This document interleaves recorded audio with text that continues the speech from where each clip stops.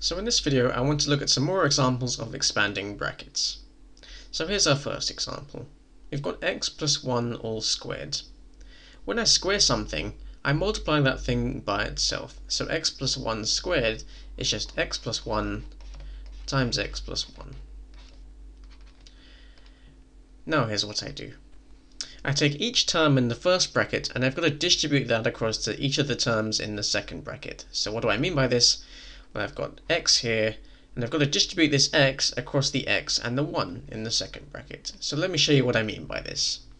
X times x is x squared, and x times 1 is x. So that deals with our first term, the x. Now let's try the second term in the first bracket. When I take 1 and multiply it by x, I get x, and when I multiply it by 1, that's the last term in the second bracket, I get 1. Now if I simplify this, I get x squared plus 2x plus 1. So that's how I expand these brackets. Let's look at our second example. We've got x minus 3 times x plus 3. And we can do exactly the same thing as we did before. We take our first term and distribute that across each of the terms in the second bracket, and then we take our second term in the first bracket and distribute that across each of the terms in the second bracket.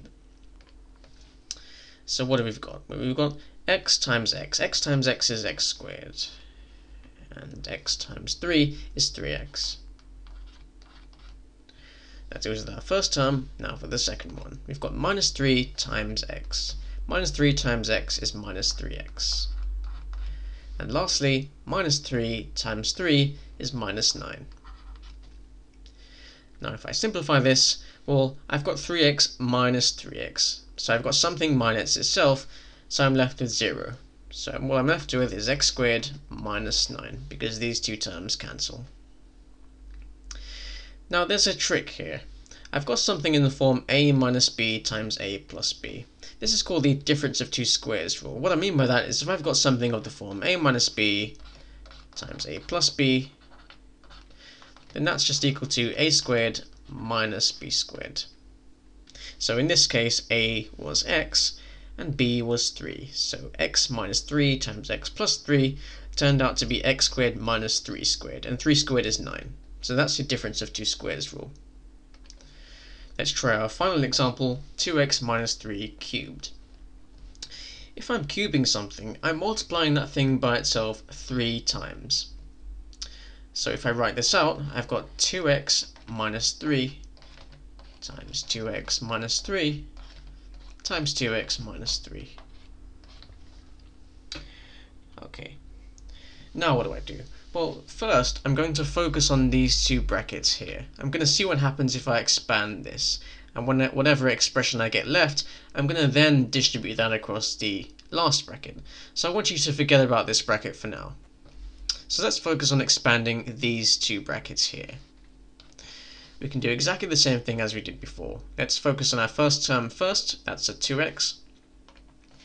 So 2x times 2x is 4x squared. And 2x times minus 3 is minus 6x. So that's our first term. Now for our second term. That's a minus 3. Minus 3 times 2x is again minus 6x. And minus 3 times minus 3 is positive 9. So that's plus 9. I'm now going to put this in brackets and multiply that by 2x minus 3. That's the bracket I had left over. So now if I simplify what's in this first bracket, because I don't want to multiply out too many terms, I've got 4x squared minus 12x, because minus 6x minus 6x is minus 12x, plus 9 times 2x minus 3. So now I do exactly the same thing. I just take each term in this bracket and distribute it across each of the terms in this bracket. Okay. So to start with, I've got 4x squared. 4x squared times 2x is 8x squared.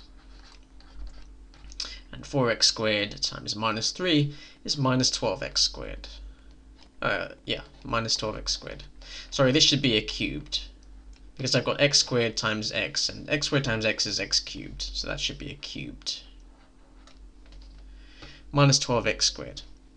So that's our first term. Now for our second term, minus 12x.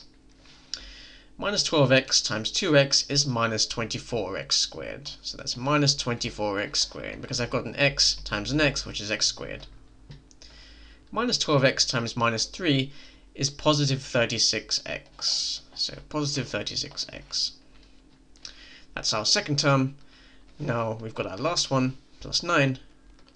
9 times 2x is 18x. So that's plus 18x.